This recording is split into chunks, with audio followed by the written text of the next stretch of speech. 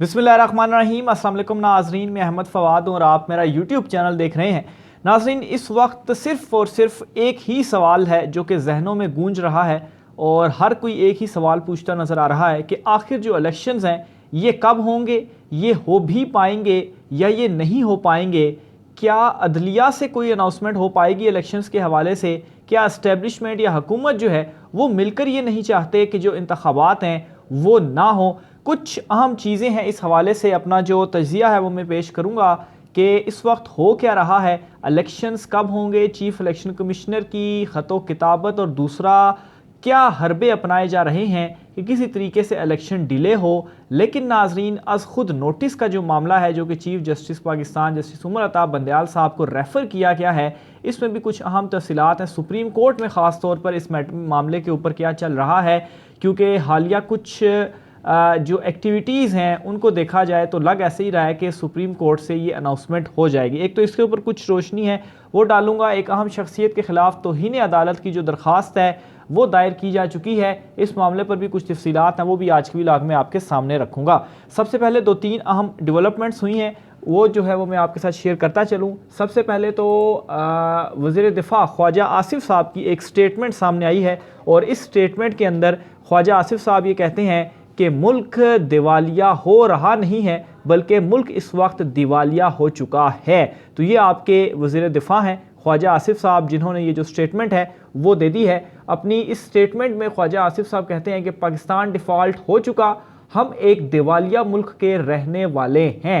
गुज़श्ता 32 साल मुल्क को रुस्वा होते देखा, कभी एस्टेब्लिशमेंट और कभी ब्यूरोक्रेसी के हाथों हमने मुल्क को गैर महफूज करने में कोई कसर नहीं छोड़ी, हमें खुद एहतसाबी की ज़रूरत है। तो ये ख्वाजा आसिफ साहब की जो स्टेटमेंट है वो सामने आ चुकी है। और दूसरी तरफ इस हवाले से मैं पहले भी आपको बता चुका हूँ कि ये जो है वो पूरा एक ग्रुप है नून लीग के अंदर, जिसमें ख्वाजा आसिफ हो गए, शायद खकान अब्बासी हो गए, मिफ्ता इस्माइल हो गए। तो वो इस तरह की जो स्टेटमेंट्स हैं वो अपनी ही जमात और अपनी हुकूमत के ख़िलाफ़ जो है वो जारी करते रहते हैं। लेकिन इमरान खान साहब की वंस अगेन जो उस वक्त उन्होंने तमाम तर बातें कही थी और ये कहा था कि जो एक पाकिस्तान में रजीम चेंज होने जा रहा है, इस साजिश को नहीं रोका गया तो फिर उसके बाद हालात किसी से नहीं संभलेंगे। और हम वही देख रहे हैं कि वो तमाम तर चीज़ें इमरान खान साहब की जो प्रेडिक्शंस थी, जो इमरान खान साहब के अंदाजे थे, जो उन्होंने बताया था, वो इस वक्त सच साबित हो रहे हैं। और ये लोग जो उस वक्त कहते थे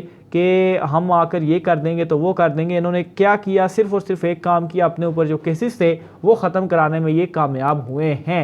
इसी बयान के ऊपर फवाद चौधरी साहब जो हैं उनकी जानिब से जो है वो इसके ऊपर जवाब दिया गया है और उनका ये कहना है कि वज़ीर दिफ़ा का मुल्क दिवालिया होने का बयान, फवाद चौधरी का इसहाक डार से वजाहत का मुतालबा। तो ज़ाहिर सी बात है इस वक्त वज़ीर ख़जाना जो हैं वो इसहाक डार साहब ही हैं, तो फिर वो इसके ऊपर जो है वो वजाहत दें कि क्यों आपकी अपनी ही जमात से अब ये बातें उठ रही हैं। खैर सबको मालूम हो चुका है, लेकिन इसहाक डार साहब जिनको बड़ी जो है वो उम्मीदें से लेकर आई थी मरीम नवाज़, उन्होंने इस वक्त मुल्क का हाल क्या कर दिया है। तो फवाद चौधरी साहब कहते हैं कि एक तरफ शौकत तरीन पर गद्दारी, दूसरी तरफ ख्वाजा आसिफ जैसे दुश्मन मुल्क से खेल खेल रहे हैं। इस शख्स का वज़ीर दिफ़ा होना सिक्योरिटी रिस्क है, इसहाक डार इस बयान की फौरी वजाहत करें। तो ये फवाद चौधरी साहब की जानिब से जो है वो एक ट्वीट किया गया है और उस ट्वीट के नीचे जो वीडियो है काफ़ी ज़्यादा इस वक्त वायरल भी हो रही ख्वाजा आसिफ की, जिसमें उन्होंने ये एतराफ़ किया है और आहिस्ता आहिस्ता आप देखेंगे ये सारे एतराफ़ इसी तरह से ख़ुद ही करेंगे। तो इसके ऊपर फवाद चौधरी साहब की जानिब से जो स्टेटमेंट है वो आ चुकी है। इसके साथ ही वज़ीर-ए-आज़म शहबाज शरीफ का एक टेलीफोनिक रब्ता हुआ है खालिद मकबूल सिद्दीकी से और उन्होंने खालिद मकबूल सिद्दीकी से ये रिक्वेस्ट की है कि जो ज़िमनी इंतखाबात होने जा रहे हैं 16 मार्च को 33 और 19 मार्च को 31 हलकों में, इन ज़िमनी इंतखाबात में आप भी हिस्सा ना लें, क्योंकि सबसे पहले तो मौलाना फजल रहमान, फिर उसके बाद नून लीग और फिर उसके बाद पीपल्स पार्टी ANP वगैरह, ये सारे जो हैं वो इलेक्शन से फ़रार हुए हैं। तो अब वो चाहते हैं कि MQM जो है वो भी इलेक्शंस में हिस्सा ना ले। और इसके ऊपर जो जवाब दिया गया है खालिद मकबूल सिद्दीकी की जानिब से, वो उन्होंने ये दिया है कि कराची और पंजाब के जो सियासी हालात हैं वो दोनों तरफ दोनों शहरों के जो सियासी हालात हैं उनमें बहुत ज़्यादा फ़र्क है। फ़ैसला दोनों जगह के लिए मौजू होना ज़रूरी नहीं।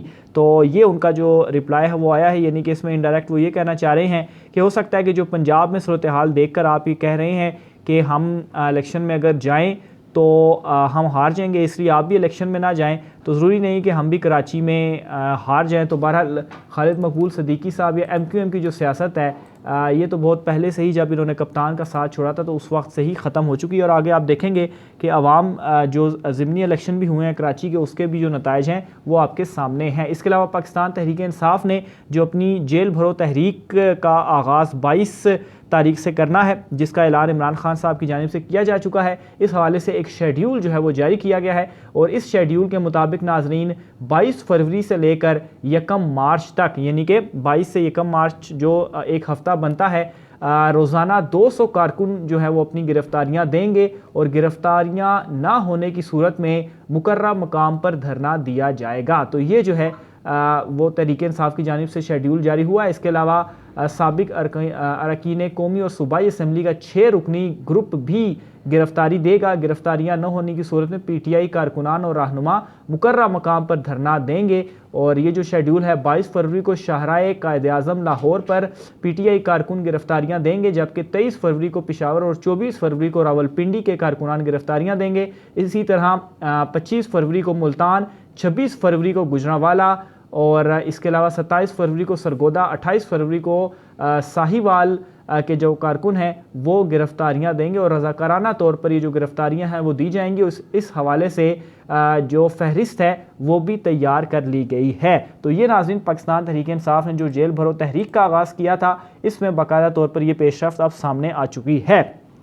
इलेक्शंस के हवाले से जो इस वक्त चीज़ें चल रही हैं वो मैं आपको बताता चलूँ तो जो कुछ दिनों से मेरी ऑब्जर्वेशन भी है या इस वक्त जो चीज़ें भी सामने आ रही हैं, तमाम तर हलकों से इस वक्त कोशिश ये की जा रही है कि इलेक्शन जो हैं वो डिले हो जाएं, इलेक्शन जो हैं वो ना हों। और सिर्फ़ इस वक्त हालिया कुछ दिनों में जो अदालतों से डेवलपमेंट सामने आई है, लाहौर हाई कोर्ट का जो हुक्म है, इवन के जो सुप्रीम कोर्ट ऑफ पाकिस्तान में मामलात चल रहे हैं, चीफ जस्टिस साहब को आज ख़ुद नोटिस के लिए मैटर भेज दिया गया है। इसके अलावा इसमें सबसे इंपॉर्टेंट चीज़ ये है कि एक दरख्वास्त भी इलेक्शंस के हवाले से सुप्रीम कोर्ट में दायर की गई है और इस दरख्वास्त पर जो डायरी नंबर लगाया जाता है जिसके बाद समाअत के लिए मुकर्रर की जाती है, वो डायरी नंबर भी लगा दिया गया है। तो इसका मतलब ये है कि बहुत जल्द सुप्रीम कोर्ट ऑफ पाकिस्तान में बस कुछ चीज़ों को देखा जा रहा है। एक तो ये कि चीफ इलेक्शन कमिश्नर ख़ुद जो तारीख़ है वो दे दें या गवर्नर से मुशावरत के बाद दे दें, तो वो चीज़ भी इस वक्त हो नहीं रही। सदर ने जो लेटर लिखा था चीफ इलेक्शन कमिश्नर को, तो उसके जवाब में वो क्या कहते हैं, आप हैरान कुन उनका जो जवाब है वो भी पहले मैं आपको सुनाता हूँ, फिर इस पर आगे मज़ीद आपको डिटेल बताता हूँ। तो चीफ इलेक्शन कमिश्नर की जानिब से भेजे गए ख़त में कहा गया कि सदर का दफ्तर आला तरीन आइनी बॉडी है और यकीन है कि यह बॉडी गैर जानिबदार होगी। दूसरे आइनी इदारों के लिए सदर रहनुमा का किरदार अदा करेंगे। तो क्या करते हैं कि आइनी इदारों के लिए आइनी अल्फाज का चुनाव होगा। एक तो अल्फाज के ऊपर इन्होंने कहा जी कि सदर मुमलिकत ने अल्फाज क्यों हमें का जो चुनाव है वो क्यों किया, और मज़ीद वो कहते हैं कि इलेक्शन कमीशन किसी दबाव के बगैर अपनी आइनी जिम्मेदारी पूरी कर रहा है। ख़त में मज़ीद कहा गया कि अगर कौमी असम्बली तहलील हो तो सदर मुमलिकत इंतखाबात की तारीख दे सकते हैं।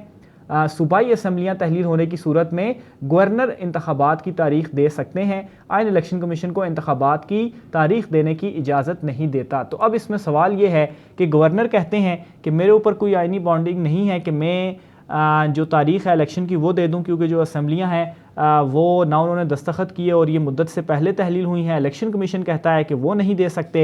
तो सदर मुमलिकत ये कह रहे हैं कि जी के सदर तारीख़ दे सकता है तो आप मेरे साथ मुशावरत कर लें तो तारीख़ जो है इलेक्शन की आ जाए और शेड्यूल की जो अनाउंसमेंट है वो हो जाए। लेकिन इसके ऊपर इलेक्शन कमीशन कहता है जी कि नहीं, सदर भी तारीख़ नहीं दे सकता, ये तो जो सूबाई मामला है ये गवर्नर ही तारीख़ देंगे। तो ये आप इलेक्शन कमीशन का अजीब सा जो खेल है वो देख लें कि ना वो खुद कुछ कर रहा है, गवर्नर का जो बयान है वो भी आपके सामने है, और अगर कोई एफर्ट करना भी चाह रहा है तो उसको भी इलेक्शन कमीशन कहता है कि आप नहीं कर सकते। गोया कि इलेक्शन की तारीख कोई दे ही नहीं सकता, और इसका मतलब यह है कि इलेक्शन हो ही नहीं सकते। और फिर उसके बाद मुख्तलिफ जो जवाब बनाए जा रहे हैं कि हमारे पास सिक्योरिटी नहीं है, वजारत दाखिला ने हमें लिख दिया, वजारत ख़जाना हमें जो है वो पैसे नहीं दे रहा, अदलिया जो है वो हमें अमला नहीं दे रही। तो इस वक्त ये तमाम जो चीज़ें हैं, ये इन चीज़ों को देखने के बाद बड़ी आसानी से कोई भी ऑब्ज़र्व कर सकता है कि कौन कौन है जो इस वक्त नहीं चाहते कि इलेक्शन हो। लेकिन एक सुप्रीम कोर्ट है जहाँ पर एक दरख्वास्त भी इस वक्त जो है वो बहुत जल्द उसके ऊपर समाअत भी शुरू की जाएगी। और दूसरे नंबर पर जजिस की जानिब से एक लास्ट समाअत भी एक हुई, जिसमें जजिस ने कहा कि तारीख़ के हवाले से मामला जो है वो हमने चीफ जस्टिस साहब को रेफ़र कर दिया है। अब उनका इस्तेहकाक है कि वो इस मामले के ऊपर अज़ खुद नोटिस जो हैं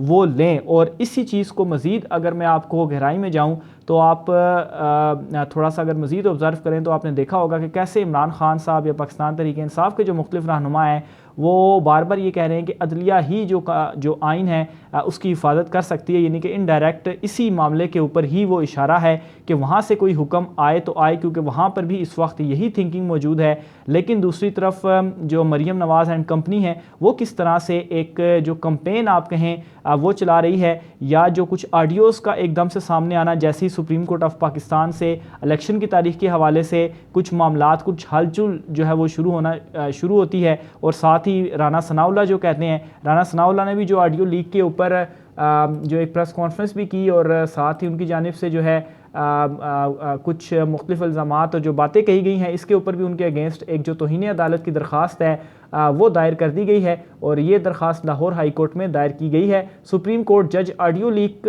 और अदलिया को स्कैंडलाइज करने पर वफाकी वज़ीर दाखिला राना सनाउल्लाह के खिलाफ लाहौर हाई कोर्ट में तौहीन अदालत की दरख्वास्त दायर कर दी गई है। तो उनके खिलाफ भी ये जो मैटर है वो शुरू हो चुका है। बहरहाल इस वक्त तमाम तर नज़रें जो हैं वो सुप्रीम कोर्ट पर लगी हुई हैं, और जो मेरी ऑब्जर्वेशन भी है, जो इस वक्त हैपनिंग्स हो भी रही हैं, तो मंडे वाले दिन से या जो नेक्स्ट वीक है, इस वीक में सुप्रीम कोर्ट से कुछ बड़ी खबरें जो हैं वो आने जा रही हैं। मज़ीद इस वाले से जो भी होता है आपके साथ शेयर करता रहूँगा। राय का साथ कीजिएगा। मुझे इजाज़त दीजिए। अल्लाह हाफ़िज़।